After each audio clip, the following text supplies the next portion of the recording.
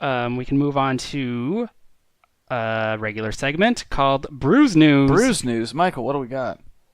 I've been hanging on to this item for a while now because Really? it happened back at the end of June, but we were done with our recording sessions then. Mm-hmm. And so I'm bringing it up now. The Brewers Association, they have a lot of the craft beer stats that we read out on the show and do quizzes about.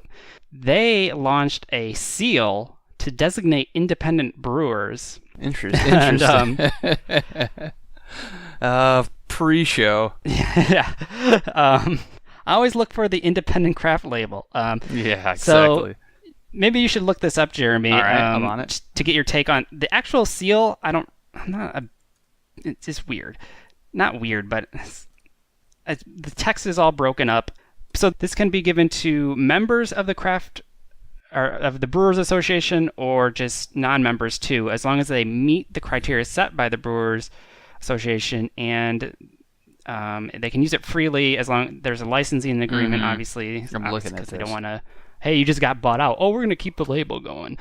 It's a way to clearly designate beers that are independent and craft. I can understand why they did this because there's lots of macros out there, as we're discovering, either buying up craft breweries or, putting their own, third shift is like Coors, I think. Yeah. Kind of putting these like smoke that. screens up. Yeah. And so it has Jerks. quite a bit of adoption so far. Over 1,500 breweries have adopted the label so far, and in about a month. It's an okay label. Yeah, so the label is like a silhouette of an upside-down beer bottle.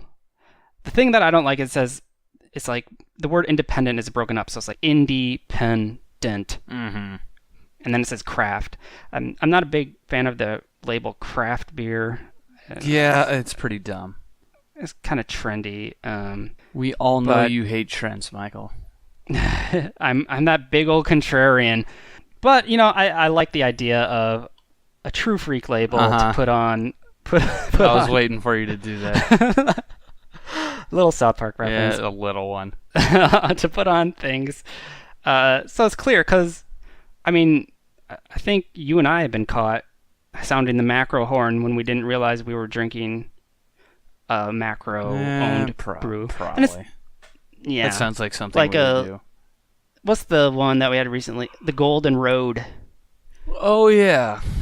Yeah, so that was AB InBev, but it's a small outfit in LA that's owned by them. So, and it's not that those are necessarily bad, but if you really want to put your money where your mouth is and support true independent craft beer, this is an easy way to do it. There's an interesting stat that they cite here and in this article. While small and independent craft brewers represent 99% of the 5,300 plus breweries in the U.S., they make just 12% of the beer sold in the country. Yeah. The rest of the U.S. beer sales comes from big beer along with imported brands. I believe it. So, it's a jungle out there. And I believe I guess it. this is just one way to help it out. Even Dogfish Head, which recently had a little tiff with the Brewers Association, is using the label. They recently left the Brewers Association out of a dispute over free speech because they didn't like some of the rules or standards. Yeah. We know Dogfish Head likes to get a little blue in some of their beer names, and I think that's where things came to a head. But they're using the label nonetheless, which is kind of nice to see. So yeah, be on the lookout for that independent label, and you'll probably start seeing it pop up more and more on the beers you're drinking.